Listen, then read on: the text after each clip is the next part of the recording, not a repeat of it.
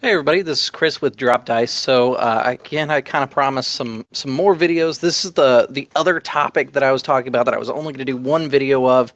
I have some strong opinions on it, and that's just kind of the way I feel about it. Great. I'm now missing a blind. Thank you, Havelock.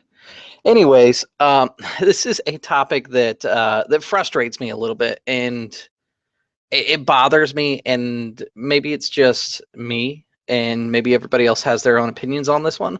Um, the question becomes why play other game systems? Why use these other game systems? I see a lot of people that that generally try a system, they get used to it, and regardless of any sort of faults that they see in that system, they never want to play a different system. Um, the most iconic of which is actually like Dungeons and Dragons Advanced Dungeons and Dragons Second Edition. You find people, especially not so much online. I see a lot of people online that are at least keeping current with Dungeons and Dragons, even if they refuse to play any other games besides Dungeons and Dragons. Um, but they you typically find them at like game stores, and they always have this really strong opinion of, well, Gary did it right first, and I'm never changing systems, and I'm not going to change editions because they did stuff differently. And I think it's a silly opinion to take for a couple of reasons. First off, with every edition, ideally they're fixing problems and they're making it more user friendly, more applicable for the current. Just generally, it's designed to be improved. And the other bright side, of course, is books are still in print. The people that stick with Advanced Dungeons and Dragons, I really don't know why, because it's so hard to get the hard copies of those books, and like a lot of people that really love that version. Like, hold on a second.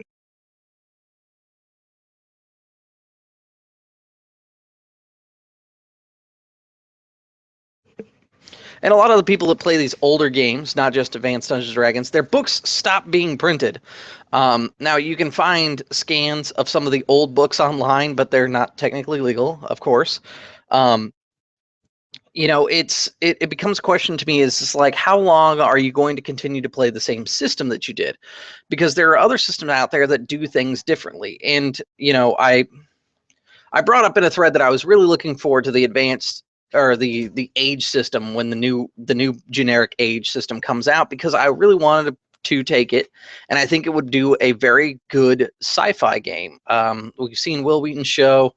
I'm going to do an update on my opinion about Will Wheaton's show, but basically we can see that the age system is able to handle quasi sci-fi shown in Titan's Grave. But I'm looking to do like a hard sci-fi game, and I pretty much got the opinion of, well, you can just take the Dragon Age book and knock out all the fluff, and you can use it. And my my general opinion on that is games are designed with tones, especially like generic games don't typically have that sort of thing, or they have dials so that you can create your own tone to the game. Like Savage Worlds, it is a over the top kind of actiony style game, and no matter how you play with the dials on there, it will become grittier, yes, but it will still be kind of an over the top actiony kind of feel, regardless of what you do with it. It'll always have like a very large cinematic life to it, and that's part of the fun of the game, like Savage Worlds. I see people do this with like Dungeons and Dragons. They'll do, for example, the 1920s has come up recently, and they'll do like these complete overhauls of systems to do the 1920s in Dungeons and Dragons. And Dungeons and Dragons is kind of the biggest culprit of it to me, as far as like conversions and things like that go.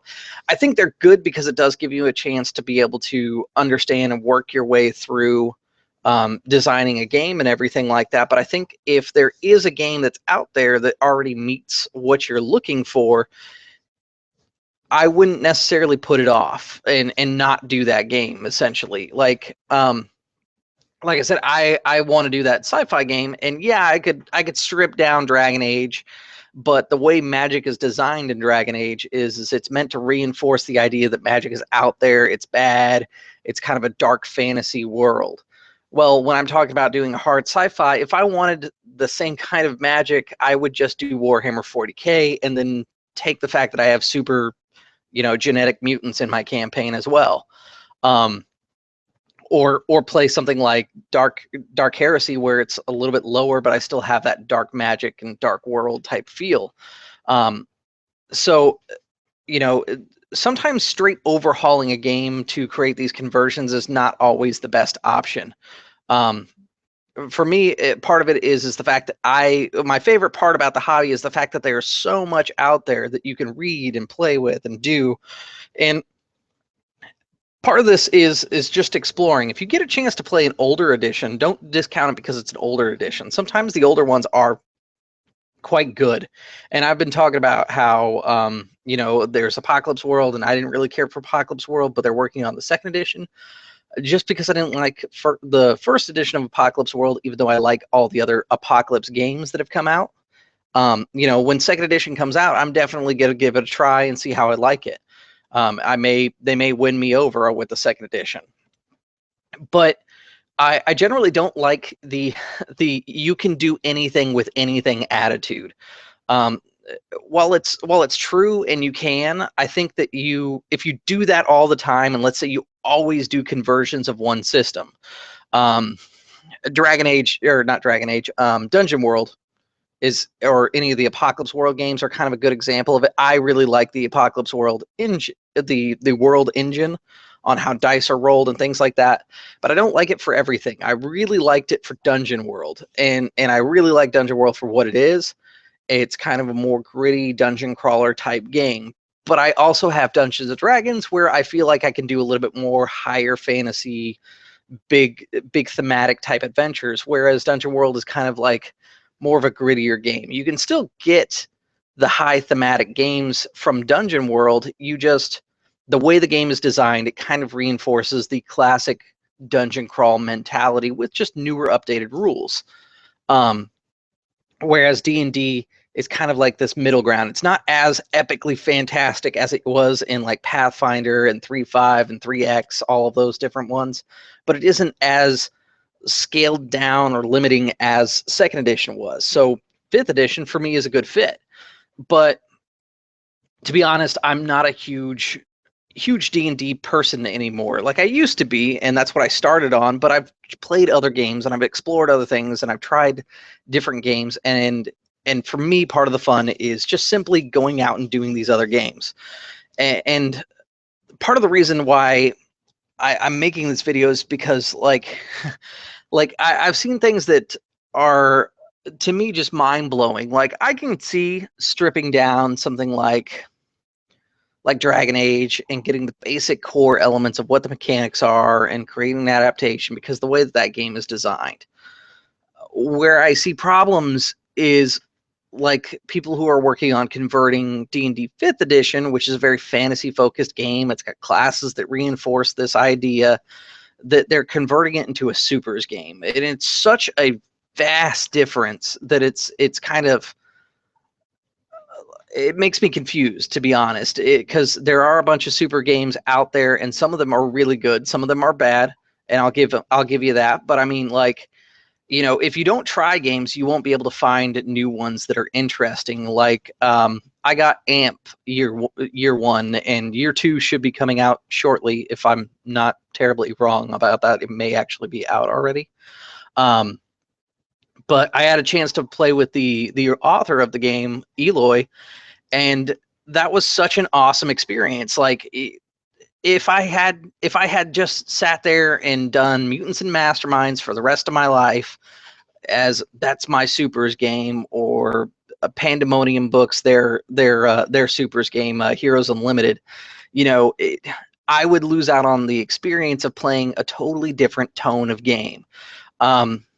Like I think Rifts and Palladium, they tend to have a little bit more spectrum that they cover, but a lot of these games are very narrow focused. And so it is worthwhile to play other games, see other mechanics, and experience different things, especially if you've only ever played D20 games.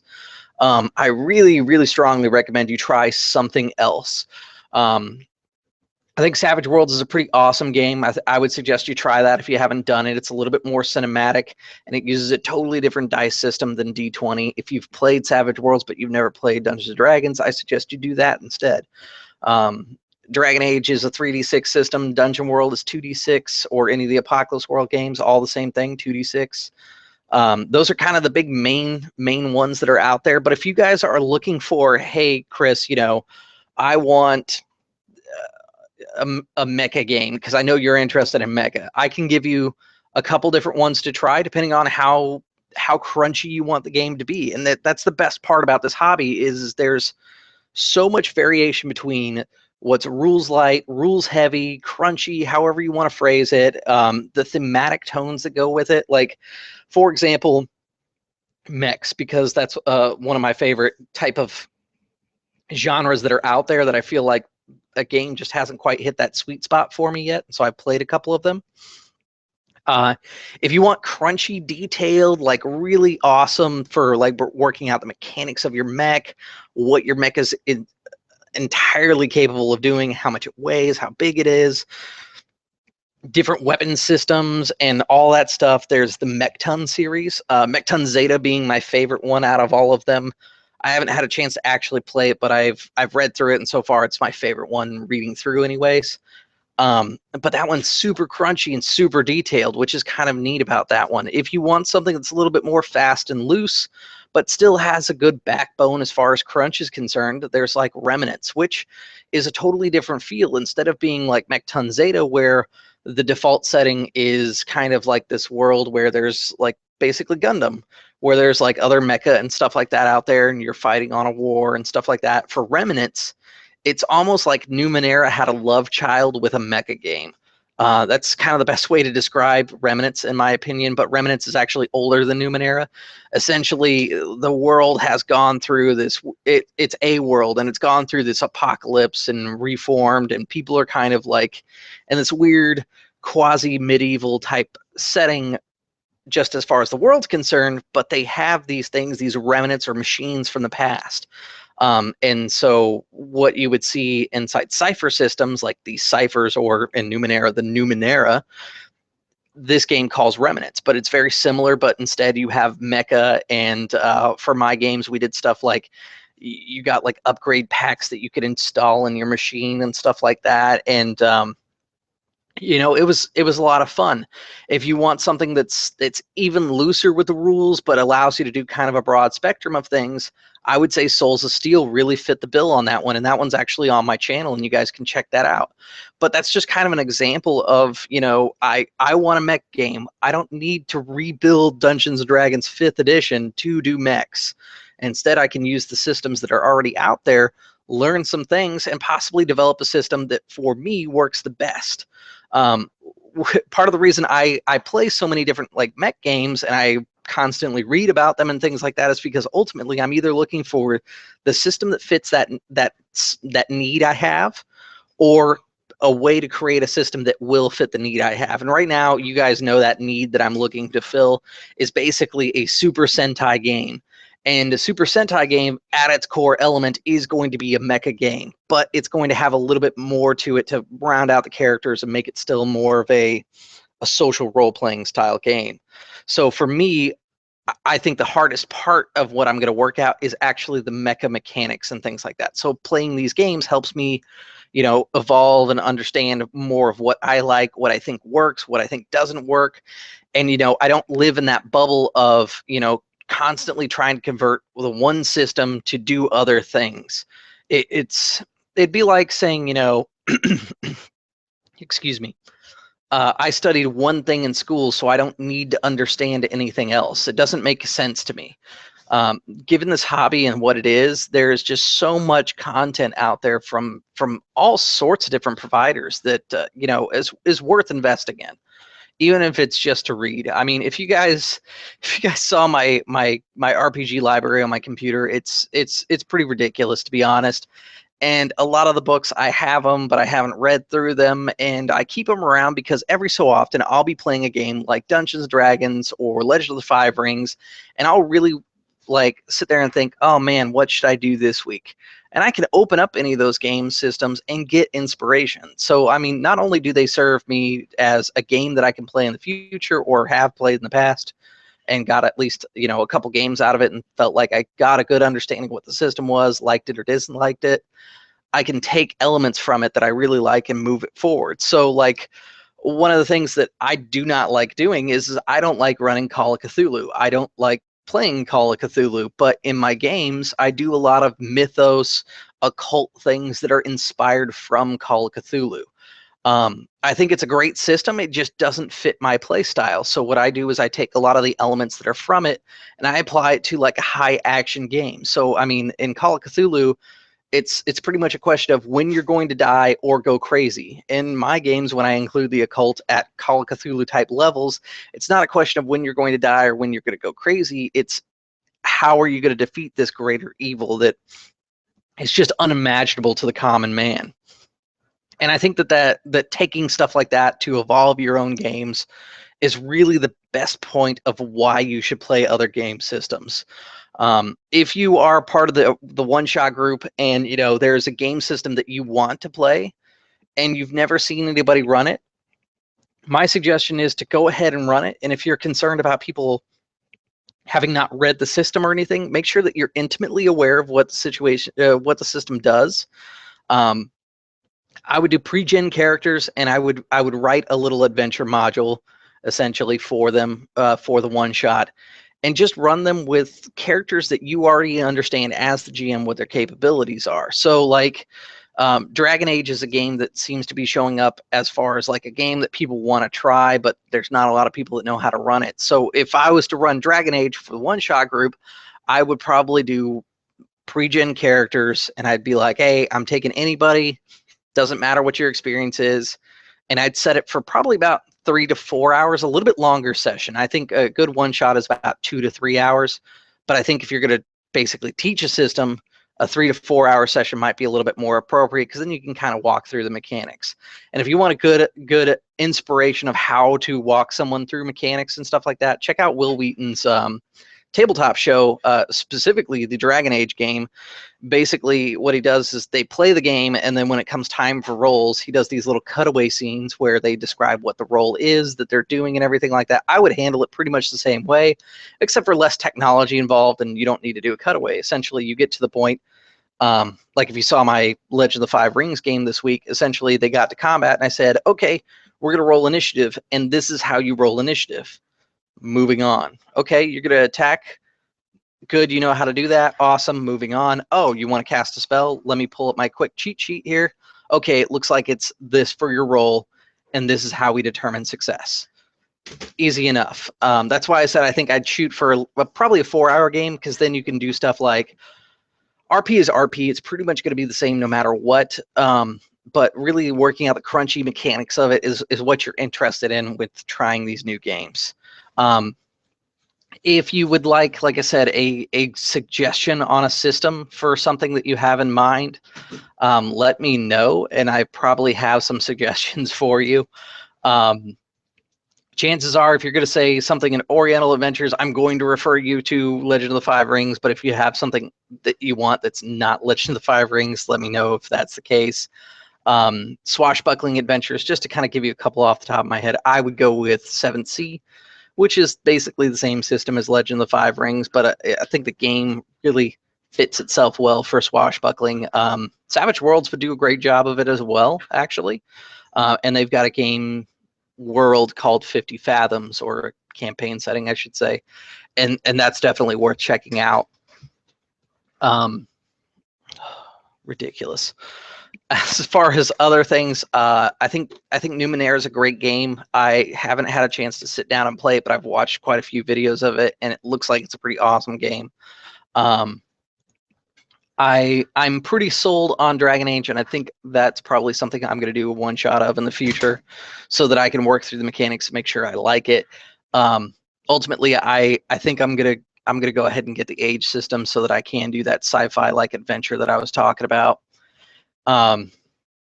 Any of the Fantasy Flight Warhammer 40K games are awesome. If you want to do Star Wars, the Fantasy Flight stuff is pretty good, but I like Sagas a little bit better myself, because it's a little bit more towards like what the extended universe stuff is, whereas Fantasy Flight is kind of the rebellion era of the first 3 movies.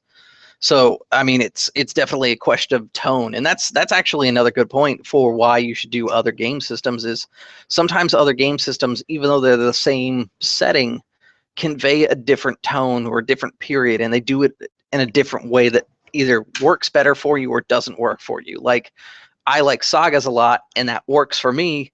But I know people who really like Fantasy Flight, and that works for them, and that's totally cool. But you know, if you don't play, you will never know if you like the one system or the other, or what you like and what you don't like between systems.